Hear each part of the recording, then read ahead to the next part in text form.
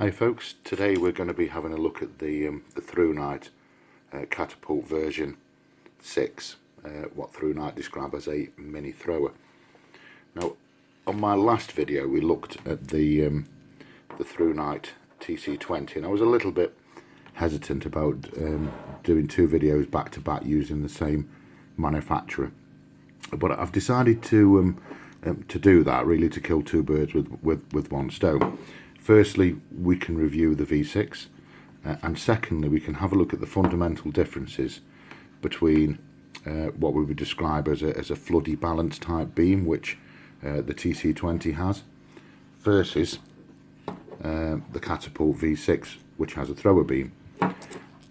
They're both by the same manufacturer, so I thought it'd be fair, to compare two torches by the same manufacturer rather than to, just let me move that up a touch, there we go, rather than to bring another manufacturer into the loop. And what it demonstrates is the different design and how the torches perform considerably differently. Now, just to recap, when we last looked at the TC20, we noted that it had a CREE LED 70.2 in there with an orange peel reflector type lens, which I commented on at the time, and just to remind, that will throw a balanced or floody type beam, whereas the Catapult is quite a larger head,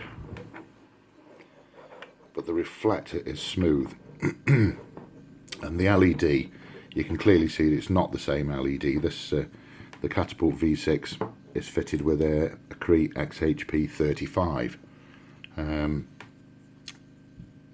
CREE do 3 XHP LEDs at the moment: the 35, the 50 and the 70, and then some of those do a variation too thereof. But in terms of power, your 35 is the lowest power, then your 50, and then your 70. And I did mention on my video on the TC20 that the XHP70 tends to get a little bit hot. Now the 35 doesn't, and it's one of my favourite LEDs for that particular reason. And this particular one, I'm really not sure how well we can see that. In fact, actually, no, let me just show you this one first, because it's a lot clearer.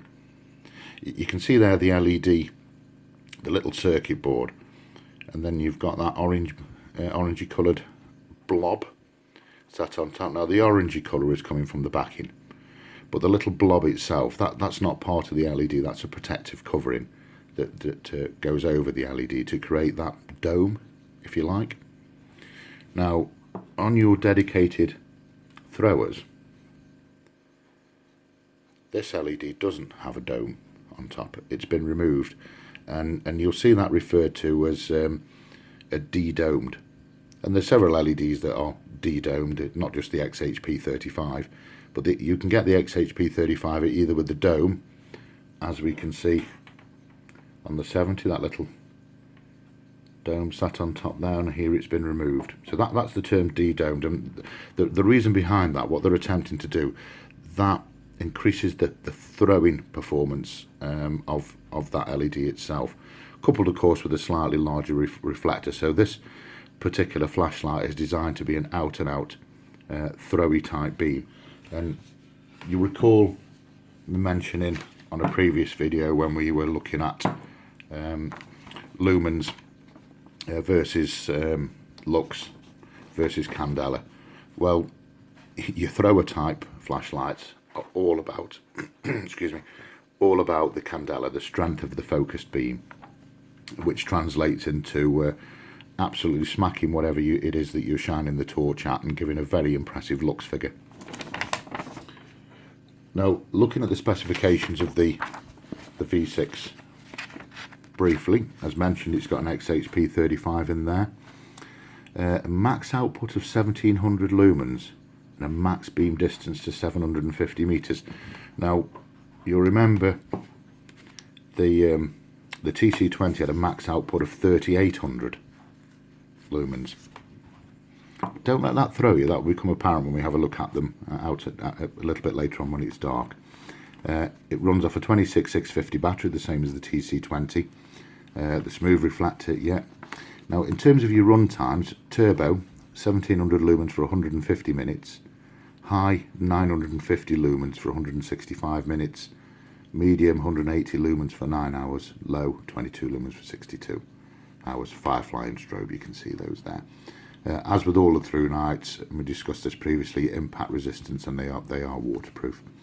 And it came with the accessories that you can see there. It comes with the battery, charging cable, spare USB plug, lanyard, etc. So looking at the operation of the light itself, as with all ThruNites, it's typically one switch on, one switch off, switch on, hold, and it'll cycle through the modes. Low, medium, high. A double click takes us to turbo, and a multiple click takes us to strobe. There's no lockout on that other than the hard mechanical lockout, which is achieved by simply twisting there, and that will lock out the torch so it doesn't come on in your pocket. As with the TC20, it's rechargeable via USB, and it comes, as the TC20 does, with a very high quality battery, as all the ThruNites are, 5000 milliamp hour. So we'll take it out and we'll take the TC20 with us, and we'll have a look to see how they compare. Hi folks, so we're out at our usual spot with the ThruNite V6, starting off on low, its lowest setting.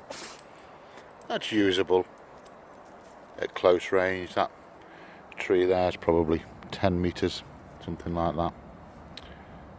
Moving up to medium, which is getting a lot more like it. I mean, that tree there is probably 25-30 meters, something like that. Not a great deal of spill from the light itself. In terms of the peripheral areas, it's very much concentrated, as I expected it, around the area of the main spot. That's my dog just seen somebody in the distance there. So jumping up to come on, sweetheart, come on. Jumping up to high.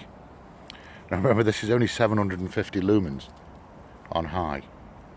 That bin there in the distance, that's about 25 meters.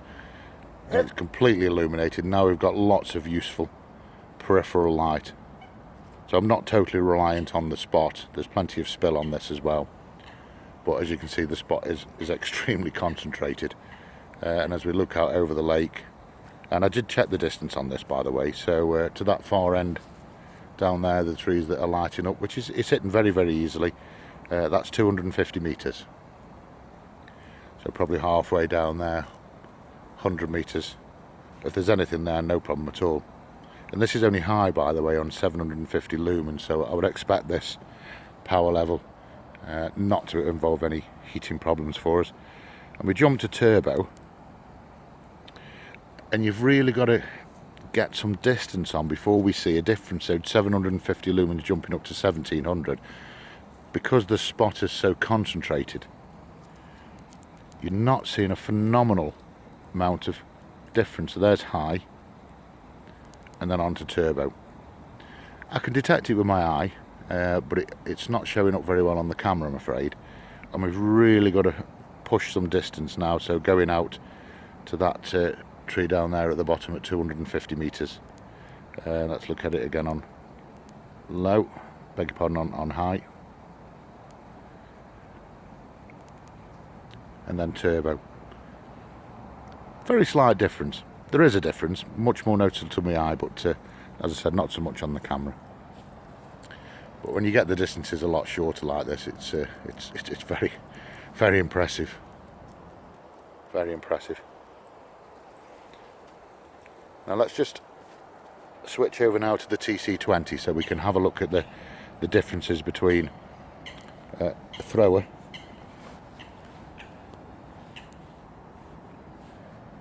and that's the TC20 on high.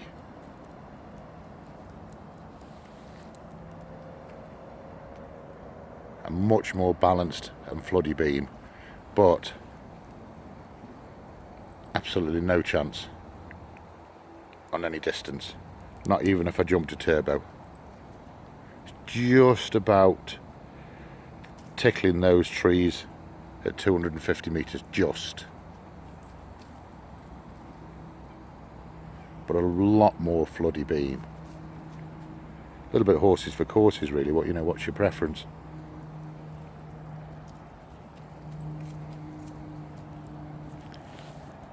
Jump back to the catapult again and throw out to the on turbo. See, absolutely phenomenal. Okay, I'll go and have a walk and we'll try this out in a short while in a couple of other spaces. I've been walking for a little while now, probably 15-20 minutes. I've got the V6 on high. See, absolutely cuts through this kind of foresty path, woodland path, whatever we want to call it. Cuts all the way through to the as far as we can see. The camera isn't showing it as well as I'd like. There is quite a lot of peripheral light on the camera. It seems that the spot is a little bit exaggerated in comparison with the peripheral light, but you can see it's lighting up jazzy there pretty easily, even though the spot's not on it. If we have a look across, there's Mr. Swan again. If you have a look across the lake, anything across there, it's just going to be illuminated like daylight. And this is only on high, and it's running cold. I suspect it'll run forever in a day like this and just not drop down its power at all. Flicking it up to turbo, again to my eye, not a fantastic amount of difference, but this is far too close really. I mean, this torch is rated at 750 meters. We're about 100 meters there, so I'm not surprised that I'm not seeing a fantastic amount of difference between the jump up, because it's just so concentrated. Even though it's going from 750 lumens to 700, it's so concentrated and so close, it's difficult to spot the difference. Although I can certainly feel the torch getting a little bit warmer. So I'll switch that off and we'll just fetch out the TC20 and just see how that fares in comparison. Let's just swap over, and we're looking at the same thing across the lake again. You can see a much more scattered beam. It's lighting it up to my eye. It looks better to my eye than it does on the camera, but the difference is significant, isn't it? But then again, when we start looking down this path here, we can see where the flooder really starts to come in. But notice right towards the end there, at the end of the path, it's not lighting it up just quite as well. I better turn this off because some kids coming down here and they probably can't see a thing. So I'll walk on a little bit more and we'll test it a bit more. A little bit further on now, a bit more of a wide open area. See, the flooder's doing a nice job, the TC20. But we start getting out towards those lights there that we can see in the distance, and no chance. Absolutely no chance at all. Now let's jump over to the flooder. Beg your pardon, the thrower.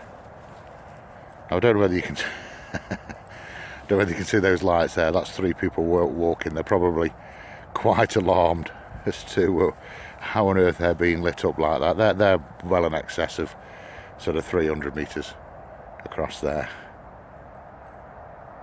And we see now the thrower is just, well, I can't find anything that is out of its range actually at the moment. This is about the most wide open space I can find, and as you can see, it's really stretching out.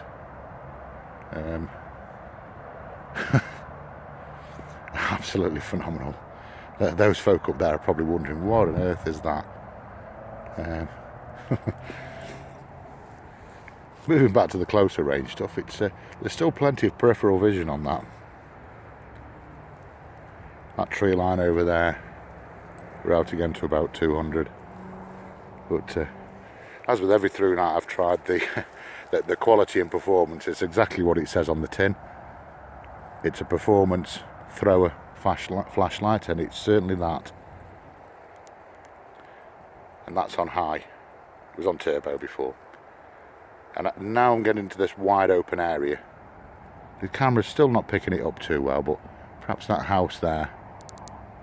Yeah. The camera's not picking it up well, but my eye is now. That's when the turbo really comes into its own, when you're throwing on some distance, 300 metres or more. So I can't find any more than that locally. Very, very impressive. I think the last thing to show you now is there's a TC20 flooder. Easily lighting the top and bottom of that tree up and everything in between.